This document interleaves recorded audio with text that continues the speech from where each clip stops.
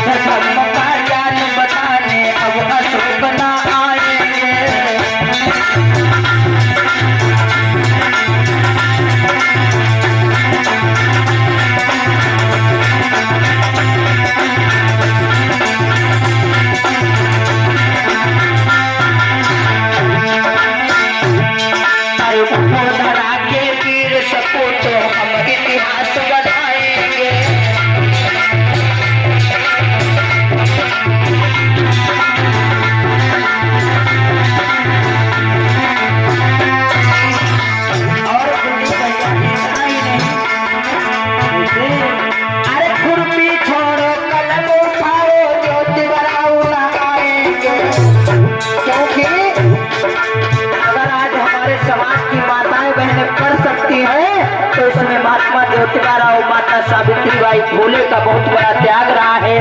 अगर भैया हमारे पढ़ रहे हैं वो कोई भी समाज के भाई हो, उसमें ज्योतिबाराव फूले का ही त्याग रहा है, क्योंकि मेरे भाई ज्योतिबाराव फूले नहीं पढ़े होते तो आज हमारे समाज के लोग पढ़ नहीं पाते। और जो माली समाज से आते थे महात्मा ज्योतिबाराव फूले। अरे खुरपी छोड़ो कलम उठाओ और ज्योतिबाराव न आएंगे, और लड़ो लड़ाई अधिकारों के हित बिरसा ऊधम न आएंगे।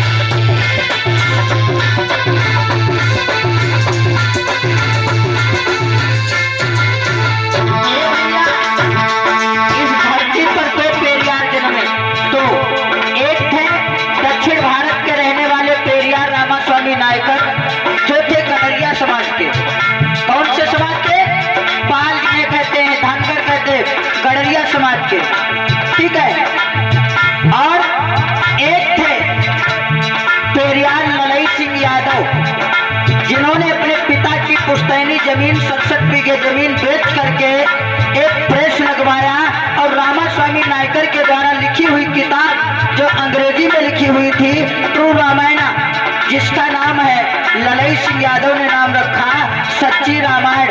सच्ची रामायण की चाबी आप लोग लेकर के पढ़ें, यादव समाज के लोग हैं तो वो पढ़े ललई सिंह यादव को और महिषासुर सम्राट को, जिनको लोग राक्षस मानते हैं। देखिए आपका पूर्वज था, आपका पुरखा था महिषासुर यादव जो बंगाल प्रांत का रहने वाला था। आखिर तुम लोग नवरात्रि रहते हो, क्यों रहते हो? आपको पूरा इतिहास मिल जाएगा महिषासुर के बारे में जब पढ़ोगे। और बताया है मेरे भैया, अरे सत्य ज्ञान का बोध कराने रविदास सुना आएंगे और रूढ़िवाद पाखंड मिटाने ललई यादव न आएंगे।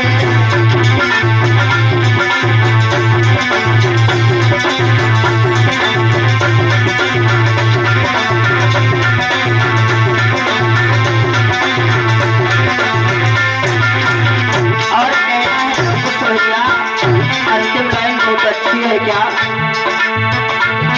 अरे संविधान अनमोल धरोहर घर घर तक पहुंचाए। ये मैं नहीं कह रहा हूँ, बाबूलाल इटावा वाले कवि हुए हैं, उन्होंने कहा है क्या, बहुतों ने बहुत किताब लिखी, किसी ने गीता लिखा, किसी ने बाइबल लिखी, किसी ने कुरान लिखा, लेकिन बहुतों ने बहुत किताब लिखी पर तुमने एक किताब लिखी और इस भारत का संविधान दिया। ये सबके बस की बात नहीं, जिसमें बाबा साहब वो सबके बस की बात नहीं मेरे भैया। संविधान अनमोल धरोहर घर घर तक पहुंचाए।